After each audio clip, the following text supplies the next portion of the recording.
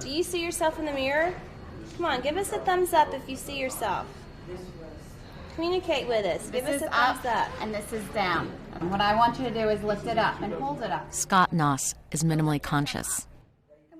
In simple terms, that means he's awake and aware, but he can't communicate. Lift it all the way up. What it really means is no one really knows how much Scott knows. Open. This isn't what people think of when they think about injured soldiers. Keep it down. Anthony Thompson is a Navy corpsman. It's better. 3 years ago, he was on his second deployment in Iraq when a suicide bomber blew up his post. This particular dump truck had been loaded down with what they estimated at 3,000 pounds of explosives. So the guy drove the dump truck under their post station and detonated. 5 or 10 years ago, people weren't surviving these kinds of injuries. Scott Noss is an Army Ranger.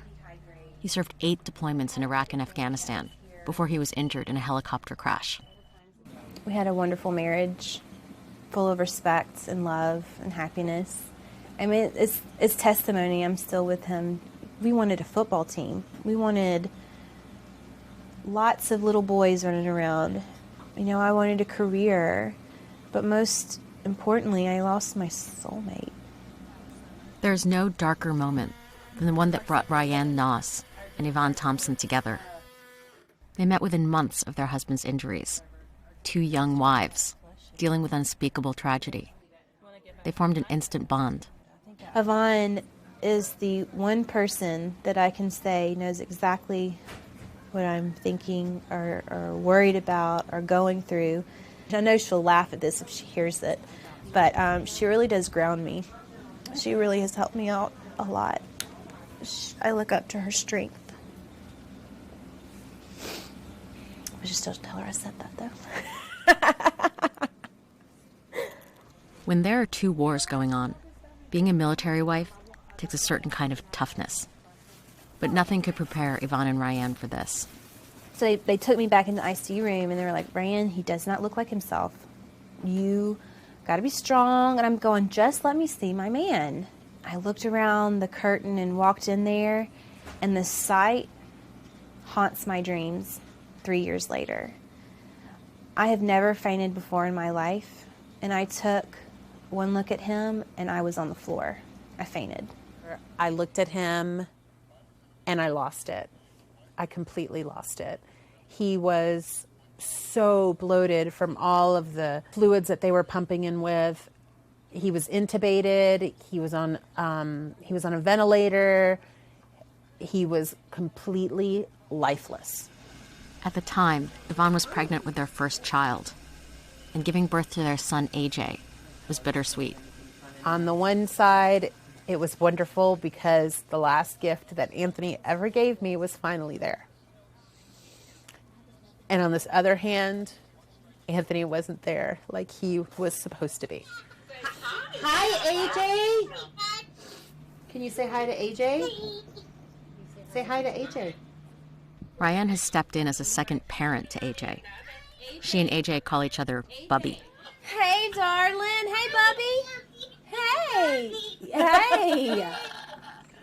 At a moment where you just didn't think that you could ever laugh and love and have those emotions, you know, her baby boy was right there to help you realize that you could feel those emotions again.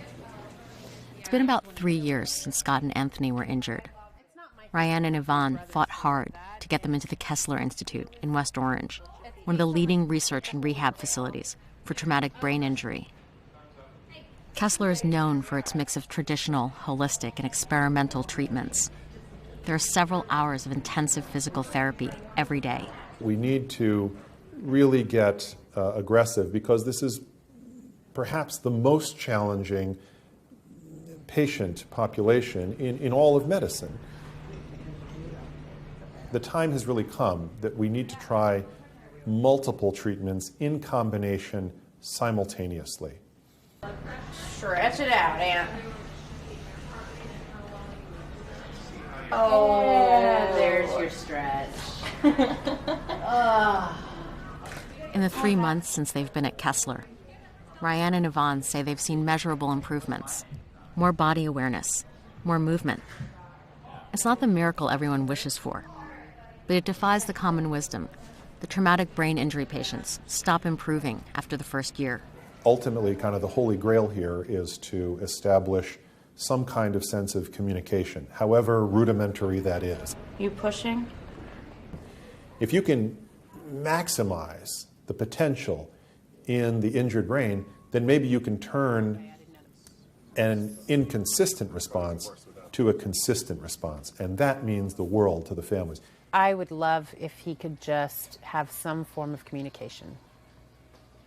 Even if it's yes. You know, if he's uncomfortable, Anthony, are you uncomfortable? Or, you know, anything, any kind of functional communication. Living with someone who's minimally conscious is an emotional roller coaster. Yvonne and Ryan haven't been employed for years. They've been living out of group homes and motels, separated from their families. I never in a million years ever even fathomed this being an outcome of him going over there. I didn't even know what traumatic brain injury was until he was injured. You see wives leaving soldiers with less injuries than Scott. I witnessed the divorce papers on the side table in ICU. It just breaks my heart. It makes me want to take all of those soldiers home with me and just love and take care of them. It's the little moments that keep Ryan and Yvonne going. Yvonne remembers the first time she put AJ in the bed with Anthony.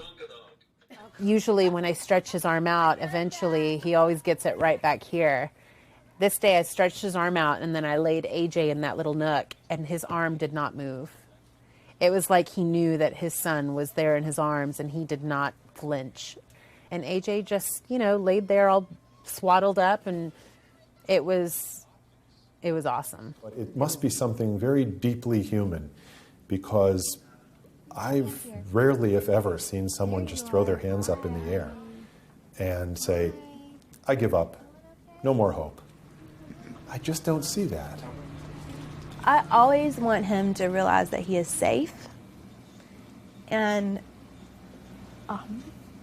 not alone. And so I'll crawl into bed with him and just reassure him that I'm there for him. And it's nice. I know that he knows that I'm there, and it's just our time. A chance for us to be in that 30 minutes to an hour, a couple.